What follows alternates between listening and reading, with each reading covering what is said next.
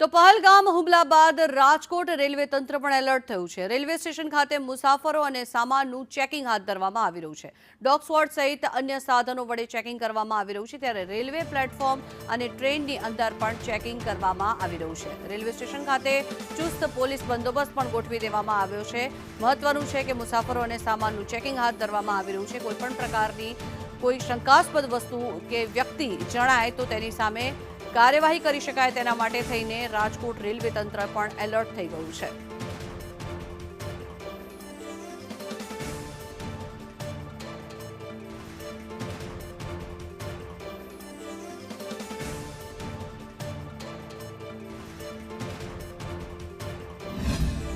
આતંકી હુમલા બાદ દેશભરની અંદર એલર્ટ જાહેર કરાયો છે અને રાજકોટ રેલવે પોલીસ છે, રેલવે સ્ટેશન છે, તેની અંદર પણ સઘન ચેકિંગ હાથ ધરવામાં આવી રહ્યું છે।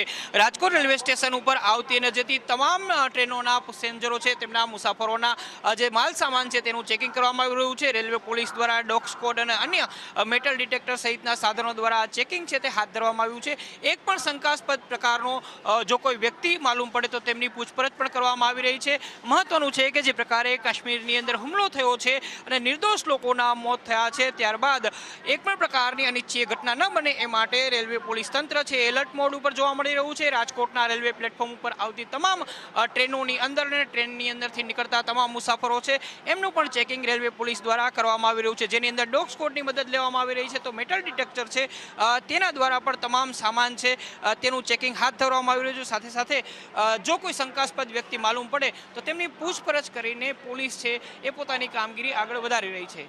કેમેરામેન માધવ ભટ્ટ સાથે મયુર સોની, સંદેશ ન્યૂઝ, રાજકોટ। તો રેલવે સ્ટેશન ખાતે જે પણ મુસાફરો આવી રહ્યા છે, એક ટ્રેન આવી રહી છે, બીજી જઈ રહી છે, આ બધી જ જે માહિતી છે તેના પર ચાંપતી નજર પોલીસ દ્વારા રાખવામાં આવી રહી છે। કોઈપણ પ્રકારની કોઈ અનિચ્છનીય ઘટના ન બને, કોઈપણ પ્રકારની શંકાસ્પદ વસ્તુઓની લેવડ દેવડ ન થાય એના માટે થઈને ખાસ બંદોબસ્ત પણ ગોઠવી દેવામાં આવ્યો છે। આ દ્રશ્યો જે આપ જોઈ રહ્યા છો રાજકોટ રેલવે સ્ટેશનના આ દ્રશ્યો છે કે જ્યાં પોલીસ દ્વારા ચાંપતી નજર રાખવામાં આવી રહી છે।